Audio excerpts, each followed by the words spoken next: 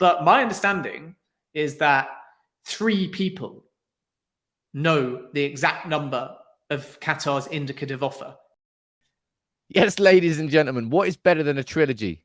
A quadrilogy? Is that a word? Is it quadrilogy? Well, I just made that up if it isn't. It's me and Ben. We're here to talk about the takeover of Manchester United. As a community, you seem to have responded pretty well to these interviews. And I like speaking to Ben, first of all. Second of all, I like gaining some insight into what's going on in what, in my opinion, is the most significant event in Manchester United's recent history. The sale of the club, the takeover, the Qatari bid. We've now entered stage 2. If you remember the conversation me and Ben had last week, we said that it's not a case of us like predicting the future, but it's a process, and you can kind of understand how the process is going to happen, Ben. And we've now entered that second stage. First of all, how you doing? Very well. I like that we started the show with quadrilogy, which is indeed the word for 4 if we were talking in films. But obviously, when we've been speaking about Manchester United for much of the season, quadruple has also sufficed as well. We never said that. United fans have never said quadruple, just to clarify, right? I suppose it's one of those, isn't it, where if you're fighting on 4 fronts, it could be deemed to be a quadruple, but is a quadruple only 3 plus Champions League rather than Europa League? And that's the debate that I've had in a lot of groups. But hey, Manchester United have got 1 trophy, so I think that's the starting point. And obviously, even though the heavy loss to... Don't mention it. We don't speak about it. Didn't happen. Just kind of cut it there, yeah. We're just talking positive news. But yeah, positive news. Takeover, very much positive at the moment, heading into phase 2. And I think it's going to be busy, to be perfectly honest with you, between now and the end of the season in terms of all of the hurdles and stages and, of course, significant junctures.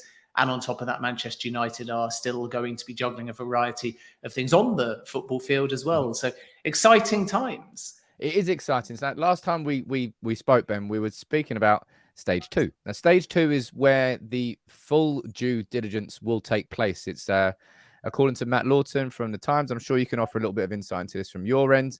We're looking at JBJ and the Qatari representatives, probably not JBJ himself, presumably, but Qatari representatives will be going to Old Trafford. Same with INEOS representatives and 2 more bidders that we don't quite know the identity of. I'm not sure we will find out at this point. But 4 bidders have been invited to Old Trafford to enter this second stage. What is it that you know of this second stage, about the people that have been invited, and to what this second stage really actually entails? What's going to be happening? Well, I think, as we said the last time we spoke, it's a phased process, which is why in that initial period, it was important to be cautious, because the suitors were being separated between credible and non-credible, not win or lose. And those that go forward start to now undertake a more significant process of due diligence. And we can talk about exactly what that means in a moment. And as a consequence, this is the really important part now, because there's less suitors through and there's different kinds of bids. And as a consequence, at the end of this stage, you're going to, first of all, get the Glazers providing more of a sense, whether directly or through the Rain Group, in what direction they want to travel. And from the perspective of the suitors, particularly the 2 public ones that are looking to buy the club outright, we will understand how much, in all likelihood, higher they're prepared to go. But again, in due diligence, your offer can go up or down. And an indicative offer, therefore, shouldn't be deemed to be overly significant, because it's non-binding. It's effectively a very superficial valuation with very limited data, and nobody was ever going to show their hand too high. So stage 1 was about getting through to the next step and showing you're credible, you have the proof of funds, and trying to pique the interest of both the Glazers and Manchester United. Stage 2 is about the Glazers with that S, which has always been important, becoming unified and determining whether they want to sell the club outright or go down another route. And they can't do that unless they get multiple options put through. So the volume of suitors into phase 2 is about providing the Glazers options and also creating a little bit of competitive tension, which is in the interest of both the Glazers and also Rain Group. And then after this next step, you will get a far more formal, if you like, or binding offer. And then we wait and see whether there's a third and fourth stage or only a third stage. If there's only a third stage, then from the suitors that have been put forwards, one group, as I said the last time we spoke, could be put through into a period of exclusivity in order to try and finalize something, and therefore they would be the preferred bidder. And that would be very positive news from the perspective of Manchester United fans if it was any of the outright bids, because it would tell you pretty categorically that the Glazers were prepared to sell the football club entirely. And on top of that, it would showcase that some form of valuation has been met. It might not be exact, it could still change. And obviously, even in a period of exclusivity, things can fall through. But the point is, if there is a gulf in valuation, there's also gamesmanship. And is that gamesmanship the suitors starting low, but always knowing they'll go higher? Or is that actually the Glazers putting an astronomical number out there, but then in this process, accepting that what the suitors are offering ballpark anyway is actually of exceptional value? And I've always said that financial insiders have repeatedly stated that twice the Chelsea sale price, which would be 2.3 billion times 2, so 4.6 billion, is excellent value. So if anybody does go to that 5 billion or above mark, do the Glazers come down? And that is for all parties to understand. And due diligence in its most simple terms is really about putting everyone on a level playing field, because the suitors have got a valuation without crunching the numbers, whereas the Glazers have got a valuation and they're aware of all of Manchester United's numbers. And as a consequence, once everybody has done their due diligence, each party plus the Glazers will be talking pretty much knowing the same knowledge. And as a result, there is far more chance, therefore, of a genuine deal being done. Mm-hmm. So this is the sort of dynamic at the moment. Now, if there is a fourth stage, then it will be because, much like the Chelsea sale, from the suitors put through, perhaps two might go to what is termed a final stage. And then from that final stage, you would get one and an exclusive period. And the other thing to note about an exclusive period is it can still be done on the Glazers' timescale. So with Chelsea, even though that was a very different kind of sale and there was urgency behind it and there was government involved, the period of exclusivity was only around 3 weeks. And it put pressure, therefore, on the preferred bidder, Clearlake Bowley, to get the deal done in time for the end of May, because that was when Chelsea's license was due to expire. But in this case, Rain Group and the Glazers could say it's a short period of exclusivity because we want it done before the season is out, or because we've got another suitor waiting that we're also prepared to do business with. And then finally, before I guess we go into what due diligence is, just worth pointing out that from the two public bidders, we have Sir Jim Ratcliffe. For those that are unfamiliar, INEOS will be the company that is hopeful of coming into Manchester United. So there is some clarity needed on the relationship, therefore, between Manchester United and Nice in terms of the structure of that offer. But it is an outright bid for Manchester United. So a lot of people are talking about it only being 69%, which is 100% of the Glazers' stake. But my understanding remains that Sir Jim Ratcliffe wants to do exactly the same as Sheikh Yassim and take 100% of the club. He's just saying he's being more precise because you can't guarantee the delisting of all of the public shares, whereas Sheikh Yassim feels like he will be able to delist all the public shares. So he's talking about 100%. And then from Sheikh Yassim's perspective, it's an all or nothing bid, which means that perhaps unlike Sir Jim Ratcliffe, if the Qatar group 9-2 Foundation is not successful in taking all of the Glazers' stake and then obviously endeavoring to get the delisting, they won't compromise. So that doesn't mean, by the way, if they don't delist the public shares, that they'll walk away, because they'd already be in the club. And that hypothetically could be an extreme possibility, but a very unlikely one. But what they're saying is that if the Glazers turn around and say it's minority or we want to stay in any capacity, then Sheikh Yassim will walk away, whereas Sir Jim Ratcliffe might be more open to that type of possibility. And then with the other two groups that we know of, but there may well be more coming through, but from the two that we know of, I'm told that there is one very strong group from North America. And then there is a variety of investors that are prepared to either pair with those that are in the race or support the Glazers to go down a different kind of route. And this is very normal to have minority options, potentially even majority options, laddered options, which is where somebody comes in and slowly increases their stake over time, and outright options, because that allows the Glazers to not only bring lots of different strategic possibilities to put internally to ultimately what still is a divided family, but also use that volume of bids as leverage. And whereas Qatar have always said that they won't be bidding against mystery rivals and they won't be forced into gamesmanship of going higher because this is not a transfer, it's a takeover, it clearly helps the hand of the Glazers and the Rain Group to have a higher volume of bidders and options in order to try and create that leverage. And leverage isn't only about price.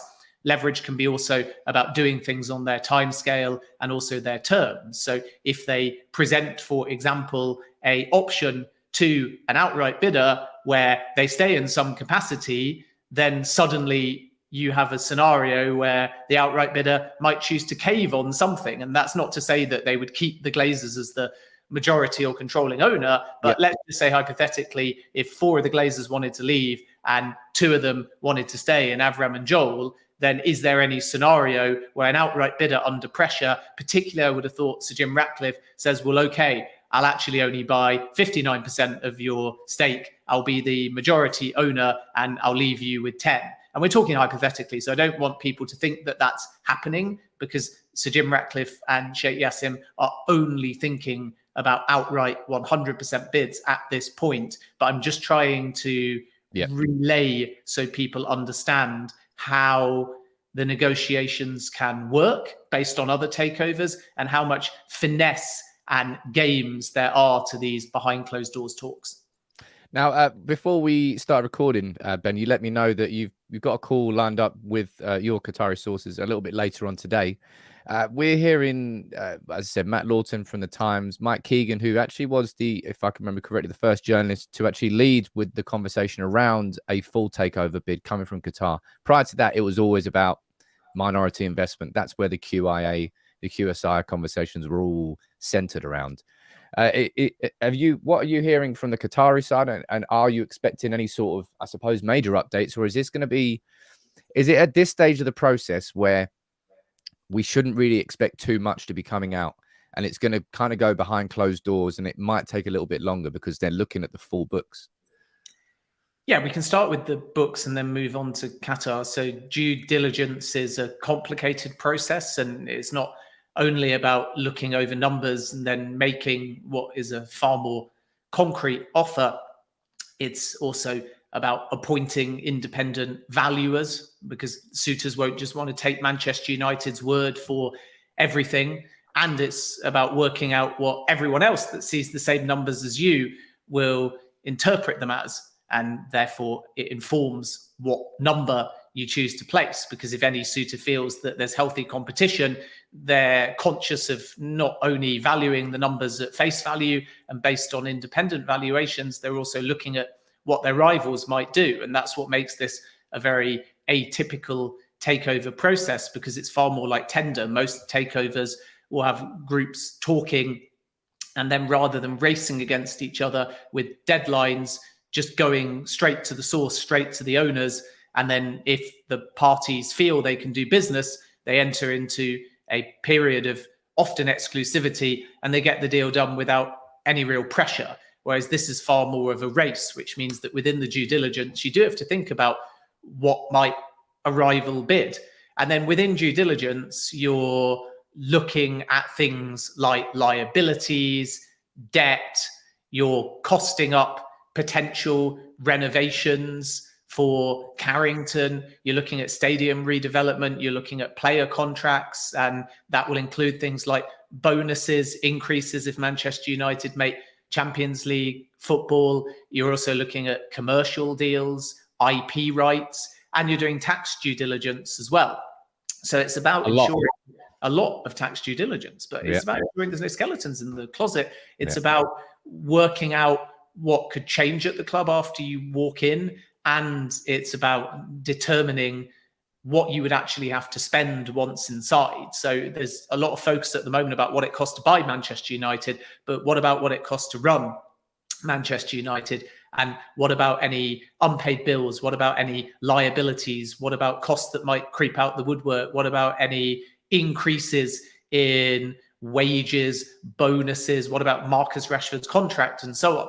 Yeah. And some of these might sound a bit extreme, but it all just depends how far along the line Manchester United are, because clubs plan 2 windows ahead, and that extends to the commercial side as well. So Manchester United could be locked into things that are not in the public domain. A sponsorship deal could be ending that we don't know about or replaced. A pre-season tour can already have been allocated and paid for. A transfer can be pre-agreed and we don't necessarily know about it. And this leans itself towards surprises unless you comb through the books. So it's an enormous process, and you have to do that with independent valuers and reasonably quickly. But reasonably quickly, even by takeover standards, is a month. And sometimes due diligence takes 2 or 3 months. So what will be interesting is to see whether or not, much like with Chelsea, the Rain Group try and put a hard deadline on it and basically say your due diligence is to some extent staggered or split, whereby we want you to run over the numbers and make a firmer offer, and then we'll put someone through into an exclusive period. And at that point, you'll do more due diligence, and that's where things may become finalized. And then at that point, it's sort of more in the control of whoever becomes the third bidder, because once you're in an exclusive period, you know the Glazers, in theory, want to do the deal, so you can slow things down and do things on your term. So I think that everyone sort of accepts that the end of the season or just before it is an ideal timescale if anything gets done, but nobody's putting a specific, it must be done by a certain date. And this whole narrative around it could be done by the end of March, I think has always been, as I've said many times when we've spoken, highly ambitious. And then from the perspective of Qatar, coming back to the other part of your question, it's an all or nothing bid. I've said that many times. It's very unlikely that Sheikh Yassim would be part of any face-to-face talks in Manchester, because this is not really about the Glazers and the face of the 9-2 Foundation, which is Sheikh Yassim at the moment, holding direct talks to sort of say what's possible. It's more about the groups understanding the process. What do they have to do? Who are their points of contact if they've got any questions? How do they get into the data center? What do they do with any information afterwards? Because Manchester United, when they've shared data in the past, always had a kind of timed access, and then anything you had to kind of be destroyed almost. Whereas so far we've seen more the NDA route, which I'm sure will continue, but Manchester United will want to make sure the more data they share, the more protected they are in terms of anything getting out. So it's basically lawyers and to some extent executives within the Rain Group and Manchester United holding what I would almost term a summit to get everybody started on the in-depth due diligence, and then for the groups to understand what if they've got any questions or clarifications. Can they have any more face-to-face meetings? How quickly do things have to be done? Because the groups have been in the dark. And usually with a takeover, if it was now this far along, they'd be well into their due diligence. So I think a number of the groups that I speak to have been concerned to some extent about this drive to get it done as quick as possible versus the lack of data actually physically in their hands, because it's an enormous task. And then from there, the 9-2 Foundation are expected to clarify a bit more their makeup over the coming months. So the groups have been warned pretty categorically not to be over the top on PR, not to use wording about restoring the glory of Manchester United, because that's termed and deemed derogatory towards the Glazers. And it's not the best things to be saying when ultimately you've got to do business with the Glazers, even if you're going to buy them out 100%, to be talking in a way where you say, as soon as we come in, we're going to do things that are more popular than the Glazers. We're going to get more glory than the Glazers. It can rile the existing ownership to some extent. And I think the groups have been told not to go down that line of saying, here's what we're going to do, here's what we're going to spend. And as a consequence, it will be more about transparency from the groups, which they're fully entitled to do, to say, this is why structurally we're okay within UEFA. This is who our makeup is. This is where the genesis of our bid has come from, because these are things that don't really irk Manchester United, because they're not about what you'll do after you come in. They're about how things have come about and who you are. And that transparency for Qatar has been very important, because when this process first started, it was about Sir Jim Ratcliffe, who we've known for a while, even before this process started, wanted to buy Manchester United. Manchester United fan, and it's very easy to get a grasp of who he is and also who INEOS are, and he's got existing ties within football. So like Jim Ratcliffe or loathe Jim Ratcliffe, it's been obvious for quite some time he's wanted to buy Manchester United, whereas Qatar was just Qatar. And once it's only Qatar, it's a country. And once it's a country, it will have all kinds of different interpretations, from, oh, they hosted the World Cup, to sports washing, to a lack of inclusion, to human rights, to QSI and PSG, to now Sheikh Yassim. And it was very important, therefore, for the 9-2 Foundation to make it clear that it's a Sheikh Yassim bid, not a Qatar bid. And we as journalists have to put scrutiny on that, because it's obvious that the strategy is still driven by the Emir and has wider strategic or government goals behind it. But at least now it's Sheikh Yassim, he's a Manchester United fan. It's Sir Jim Ratcliffe, he's a Manchester United fan. It's a little bit clearer. And over time, I expect them to clarify the makeup of the 9-2 Foundation. And then the last point you raised about how long will this take and are we going to get much clarity? I think time-wise, a month is about the quickest you can do due diligence in, and 2 to 3 months is a norm. So the Rain Group are obviously trying to get it done as quick as possible. But if it runs its average course, then it might be the early part of April, or it could be towards the beginning of May. And then we're suddenly having a Chelsea-style mad scramble in the next 3 weeks thereafter to try and get something done before the end of the season. And I think that's feasible. But obviously, it all just depends on what the group see in the due diligence and how many questions they have, which is what the next 2 or 3 weeks are all about. And then at the end of the second stage, it is likely that there'll be a radio silence, that the groups will put in a more formal offer, that the Rain Group and the Glazers will have a bit of engagement on it to try and no doubt drive it up a little bit, which is something you do. Even if you get a fantastic offer, you're always trying to get a little bit more. That's just the nature of this negotiation.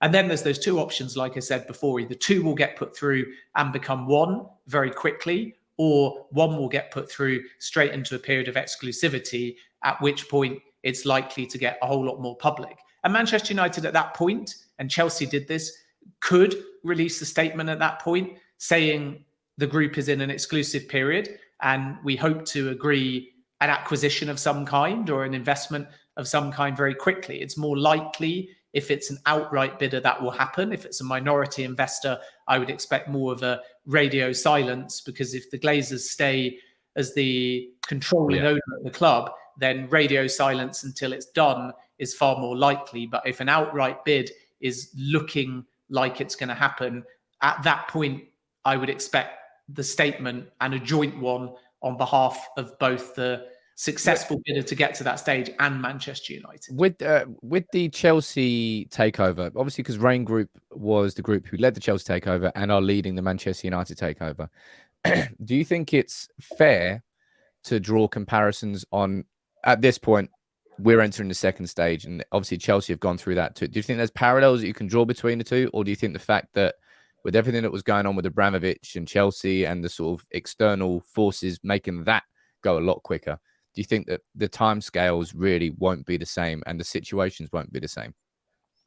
Well, the parallel is just the fact that a takeover can be done quickly, and Rain know how to get things done at super speed. And if there's a desire as things progress from all parties to get things done before the end of the season or at the end of the season, because that's the best transition, then there's a strong possibility that everything will be pushed with an element of pressure similar to the Chelsea takeover to try and get things done as quickly as possible.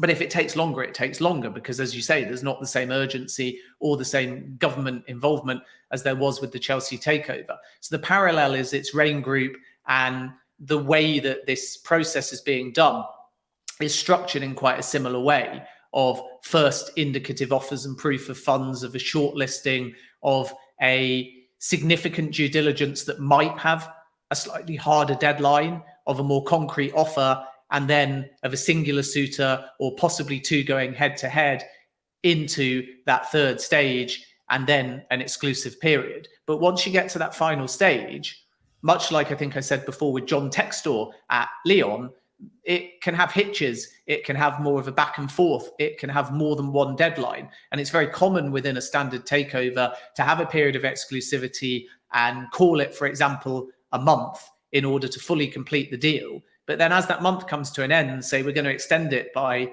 another month and then a third month. And that's just because once you get to that point, the party looking to buy or invest in the football club has a lot more control because they know that the seller, the Glazers in this case, actually either want out or to have that money come in. So then you're really combing through everything in as much detail as possible, because otherwise it's quite an irresponsible purchase, especially at this value.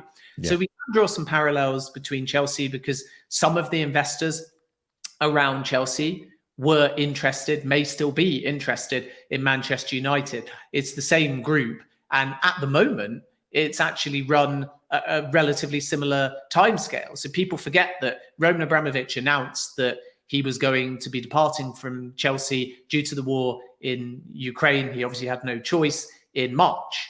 And then Chelsea ended up officially in the hands of Clearlake Bowley at the end of May.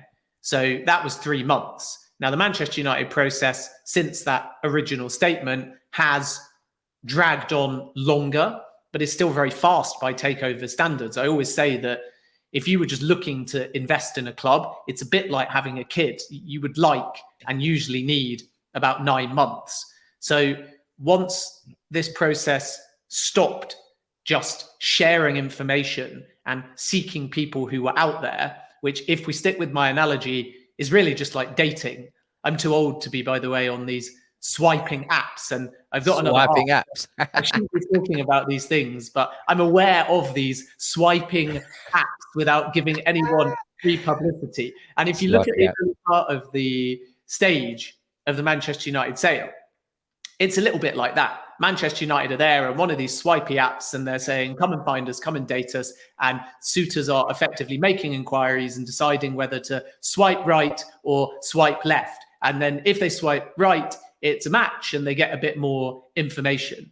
And that's taken up a lot of the early part of the process. But once we've actually got to the more rigid, formalized, meaningful stage one, it's really only been a couple of months. And Chelsea also was about a month for that stage. Then stage two for Chelsea was really, really quick because time was running out. Whereas with Manchester United, it might be a month. And if so, the parallel with Chelsea continues, but it could be 2 or 3 months. And then obviously the final stage, it simply depends on how difficult within that period of exclusivity the final parts of any deal are.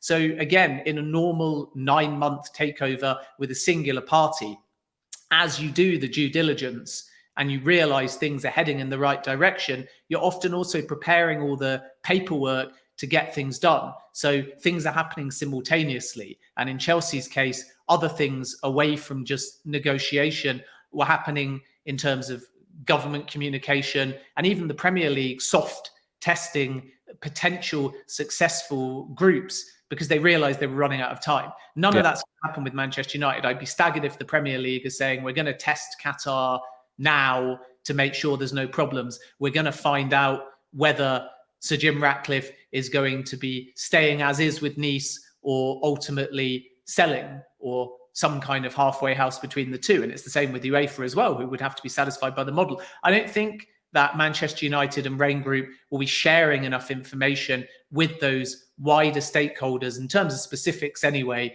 to speed this up, because there is no absolute deadline, and the Glazers first want to take their time and work out what their approach is, because there does remain some skepticism, particularly with Avram and Joel, about their appetite to leave now in total sense. And as a consequence, we can't get ahead of ourselves. First of all, the Glazers have to decide what they want.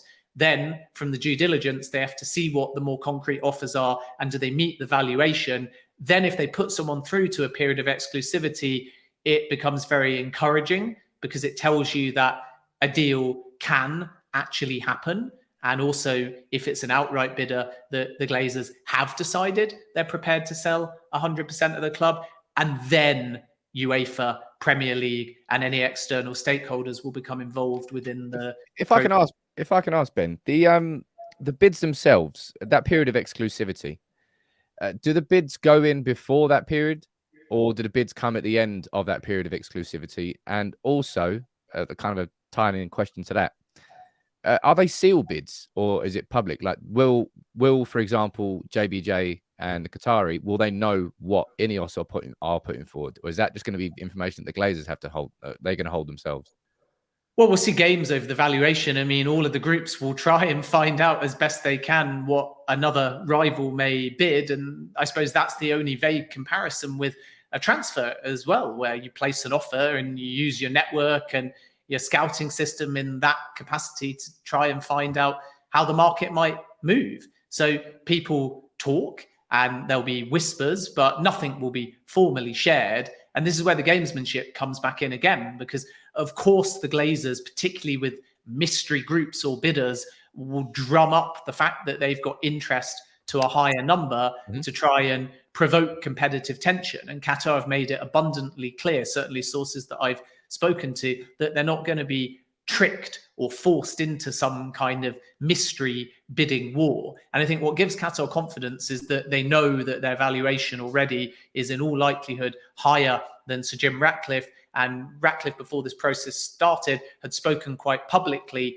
about his desire to buy the club, and also, broadly speaking, what he valued it at. And as a consequence, I think that Sheikh Yassim feels like he's already higher than Sir Jim Ratcliffe. So they're not worried, Qatar, about being outbid. But the worry is that you don't just have to table the highest offer, you also have to table a number at which the Glazers are prepared to sell. And that's what makes it very interesting. You could get to even 5.5 billion and the Glazers could say, actually, no, we've qualified for Champions League, or that's looking likely. We've won a trophy, maybe more than one this season. Therefore, we've decided now it's 7 billion or we won't sell. And this is the twofold nature of negotiations. You've got to satisfy the Glazers and you've got to be the most competitive out of all of the different groups involved.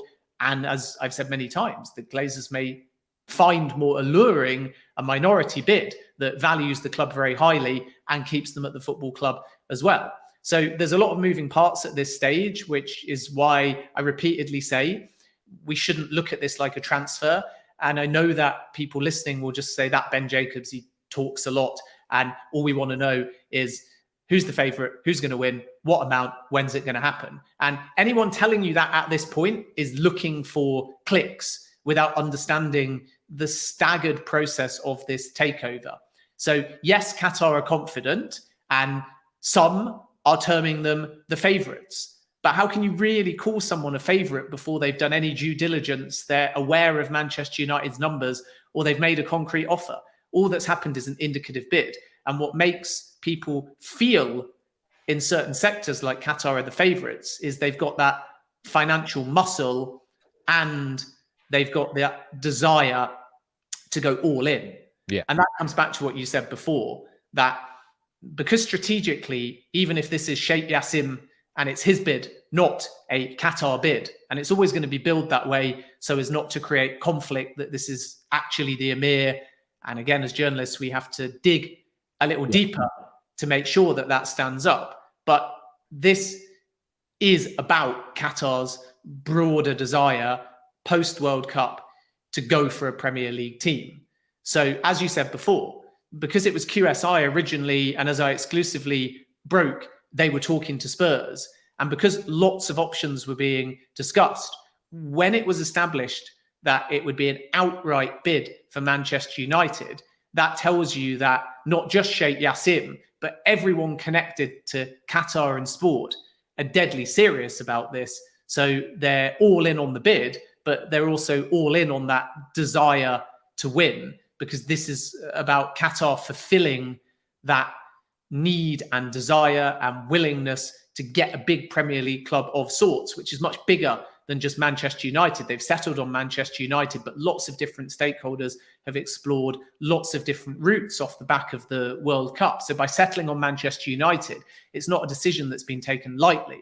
Now, that's not to say that others are involved. It's to reiterate again that you have the decision to bid, and now you have the bid. And the decision to bid was about lots of stakeholders, not influencing Manchester United, but influencing the bid, saying, what's our strategy? Who should we go for? Nasser Al-Khalifi, go and speak to Daniel Levy. QIA, look at the sports landscape, because maybe at that point it would have been done through a more front-facing, government-backed sovereign wealth fund. And eventually, all these different stakeholders in a very complicated and ever-changing process settled upon the fact that they were either going to back off and stop those talks potentially with Spurs, or they were going to endorse, not in a financial sense, but in a blessing almost, the strategy of allowing Sheikh Yassim to proceed. And then from that point, you get a fragmentation whereby everyone that knew about it, everyone that's got input, is no longer directly involved, because there would be conflicts in many cases. Yeah. So we have to now work out what the makeup is and who's really behind it. And Manchester United fans will want that transparency as well. But the process to bid was more important than the actual bid itself, and far more complicated, because it involved green lights from the very top. Now those green lights have been achieved. It's just about a process controlled and run by Rain Group and Manchester United, rather than those wider stakeholders within Qatar. But that gives you an indication that they're serious, because so many significant people have been involved, and there's obviously the funding behind it as well, and they want 100% of the football club. So then moving forwards into this next stage, we do have to be careful about using transfer terms like front runners and favourites, because it's still relatively early stages. But what we know is there's the appetite to succeed. There's big plans if Sheikh Yassim does so for the football club. For balance and fairness, we should say that Jim Ratcliffe has a lot of the same goals as well, in terms of investing in the women's team, developing Old Trafford, and also improving the facilities at Carrington as well. Both of the public outright bidders want to renew Marcus Rashford's contract. That could even be done before they come in as well, because the Glazers have allocated that budget as well. And both those outright groups are backing Eric Ten Hag. They appreciate that there's a new era starting, and they want to give the manager the financial backing in a window, if that's this summer window or beyond. And also they want to ensure that the culture of the club changes. And by culture of the club, it's likely, in the case of Sheikh Yassim anyway, that much like Chelsea, there'll be a 100-day review, and then we might start to see upheaval at board level, at recruitment level, and of course, over the course of a summer window at player level as well, in terms of incomings and outgoings. But just don't be surprised if the numbers themselves don't come out. And anyone sort of telling you a specific number either is best mates with somebody very, very high within Qatar royalty, or is guessing. That's the truth. And I know as journalists, we should be coming on here and saying we know all and we've got all of the answers, but you don't as a journalist. You develop relationships and you try and provide balance, and that requires these longer answers because it's a complicated transaction. My understanding is that 3 people know the exact number of Qatar's indicative offer. 3 people. That's it. One will be the Emir of Qatar. One will be Sheikh Yassim. And then some people posit that his father is the other one. But 3 people know. So when they were talking about what to bid, there were obviously more people involved, such as lawyers, and there were options presented to the most senior decision makers in terms of what's fair, what's competitive, what's valuable. So of course, there'll be plenty of lawyers and executives that know what those options were. But the final decision of what to bid was 3 people, 2 in a room, from what I'm told. And then in all likelihood, the Emir of Qatar being aware of that number as well. And everyone is sworn to secrecy. So as I've reported pretty consistently, 2 times the Chelsea price is said by sources to be the ballpark. Some people are saying now 5 billion, still not my understanding. And it's very easy to round up a number. It's very easy to get excited because everyone somehow thinks that that might be the number that gets accepted. But again, very cautious because an indicative offer can go up or down, and it doesn't mean a great deal until that due diligence is done. And in the second stage, when more final offers are made or more concrete numbers are discussed, those are unlikely to be public, simply because whoever then is put through to the next stage can still change that offer, can still continue to do due diligence. And it's very normal in a takeover. We saw it with Chelsea right at the last minute for the number to go up or down once again. So Chelsea was actually about 2.5 billion and it dropped to 2.3 billion. Yeah. And there was a period of discussion as well over tax liabilities. And that also saw a chunk of money held back because it was clear to the incoming group at Chelsea that they might have to pay a tax bill that they were not aware of earlier in the process. So don't read too much into the numbers. The most important thing is about the Glazers putting someone through to stage 3. And the reason for that is because it will either be a singular bidder in an exclusive period, or anyone into stage 3, we will know they're serious. And if in stage 3, they put the 2 outright bidders through, or one of them, then we have our answer that the Glazers are genuine about being prepared to sell 100% of the football club, which would be celebrated. You're already. That's what we want. That's what we want. It's 1 outright bidder, 1 minority investor.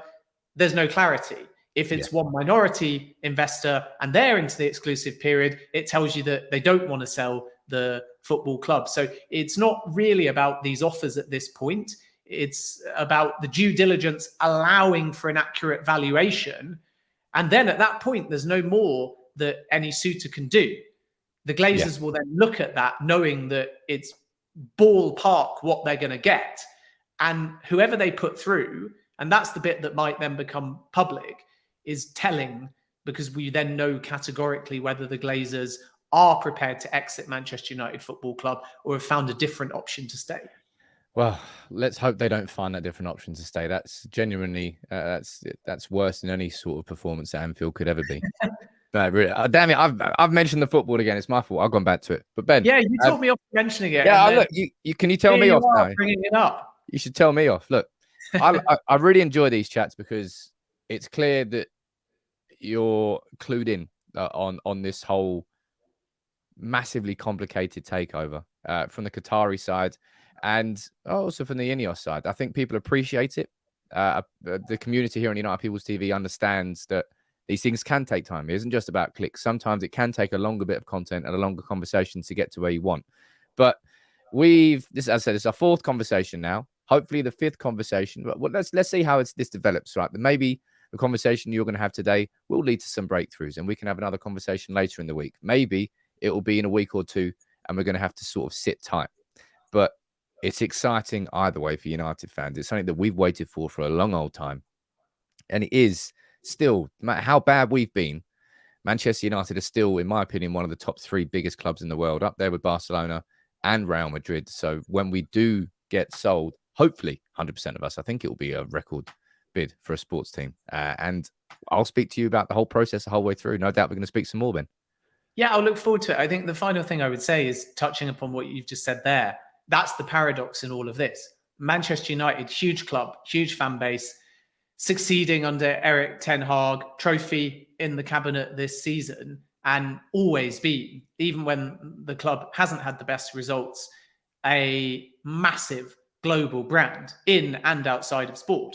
So when you paint it all out like that, but then you have the unpopular Glazers, they can almost play off that unpopularity. And therein lies the paradox that the reason the Glazers don't like groups talking about restoring glory and fixing things and improving things, modernizing things, yes, is because it's true. But in being true, it's untapped potential and it's untapped value. And if the Glazers privately appreciate, yes, with a redeveloped stadium, we go up in value. Yeah, obviously with success in Champions League football and winning Premier Leagues, we go up in value. With stability of manager, we go up in value. With potentially board upheaval, we go up in value. With brand modernization and further globalization, we go up in value.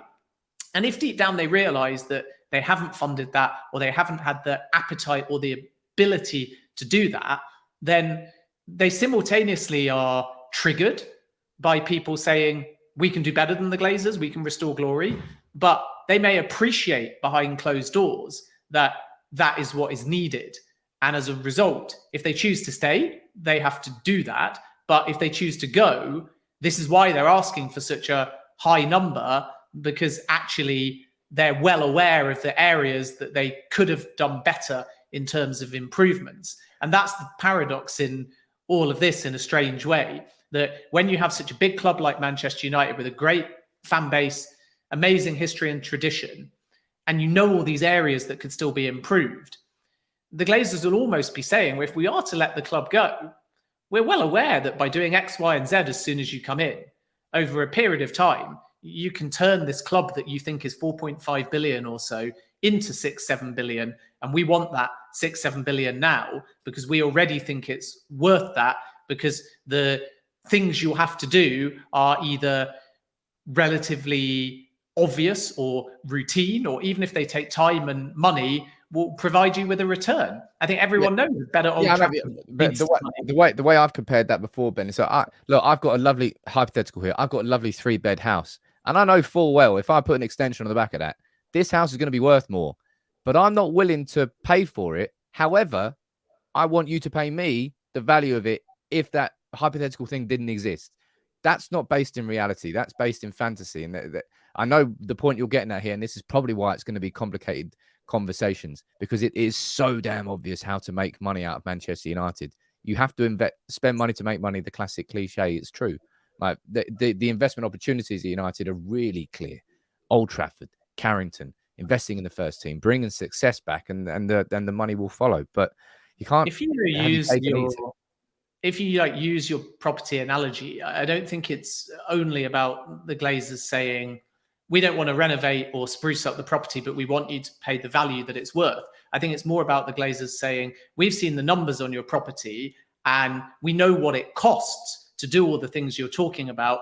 And we also have a valuation as to, by investing in that, what it will lead to. And what they're saying is almost, if it costs X, a smaller number, even if in actual terms it's a massive amount of money, if it costs X to do all these things at Manchester United, then we believe that Y will be your valuation and it's much higher than X. And we believe that because we've seen the numbers. We believe that because we've costed it up. So you're absolutely right in what you say, that they don't want to do that. They don't want to put their money where their mouth is, seemingly. But to an outright bidder, they're basically saying, we know what needs to be done. We know it costs X and we know that the return will be Y. So we're basing our valuation on the Y because we know that although you'll have to spend X, it's a smaller number than the Y. And I think that that will be a very specific argument to an outright bidder, because it's about the Glazers leaving and then wanting to make sure that they cash in at what they perceive to be the right level. And that right level might be pie in the sky. What I think is quite intriguing is with a minority investor where they'd have to coexist with the Glazers, is a completely different scenario, because they're actually then saying to that minority investor, come in and work with us and spend with us and look at all these amazing projections whereby you could earn that Y, but you could do it with us. And it's only going to cost you, even though it's billions of pounds, it's only going to cost you X to work with us and give us that money and help develop. And then this will be your return. And again, I come back to just what I said before, which is a lot of this from the Glazers might be fantasy. It might be gamesmanship. It might be negotiation tactics. But in essence, you have to understand that the Glazers are simply trying to get the best possible value. And if They're it's just being value, greedy. That's all it is. It's just being well, it's greedy. either greed or it's a desire to stay and have somebody else invest and develop at the same time. Have So somebody else spend the money so you don't have to. they want to have their cake and eat it. They either want to get the most astronomical number and say goodbye, Manchester United, or they want to stay at Manchester United and have someone else foot the bill. It's the most Glazer exit you could ever possibly imagine, and it really, really is. And there's still part of me in the back of my mind that is worried about that idea that they might find somebody crazy enough to just go, "Oh yeah, there's 2 billion. Go on then. I'll just sit and wait and watch you spend my 2 billion and hope that in X amount of years I get Y back." I hope they don't find the person who is genuinely crazy enough to do that, but I can't rule it out. But Ben, we'll wrap this one up because we've got to save it for part 5. Is that? Yeah, exactly. What's the word for part 5? Is that quintology? Is that a thing? Oh Lord, a 5-part. I think trilogy. Is it quintuple? Well, quintuple would be the football term, wouldn't it? Well, we're gonna have to find out what it is. I don't know how many films. Oh, geez, what is it like? Nightmare on Elm Street. There's loads of those. A 5-part film series. There's got to be a word for a 5-part film series. Anybody listening, if you know what it is, reach out to me or reach out to Ben on Twitter @JacobsBen, and I'm sure you can let us know. But until we figure it out, we won't put a name on it. But Ben, as always, man, it's a pleasure to talk to you. We're in this stage 2. This is exciting. Let's find out how long it's going to take to stage 3. There's a lot of moving parts. We can't put a date on that as much as we'd like to. But when there is more information, you know where to come here on United People's TV. And also follow Ben Jacobs on Twitter @JacobsBen. That's right, isn't it? @JacobsBen. You've not got your Twitter handle back. Yeah, exactly. You haven't got your Twitter handle back yet, have you? No, nobody's given me Ben Jacobs. No followers, no posts, no profile picture, nothing since I think about 2008. And yet devastating news. Hold the Ben Jacobs handle, which is scandalous, really. But I'm happy enough with Jacobs Ben for now. Right. But anyway, Matt, I appreciate your time as always. I hope you've enjoyed this episode, and I hope you've learned a thing or two because I certainly have. Take it easy, everyone, and take it easy, Ben. All the best.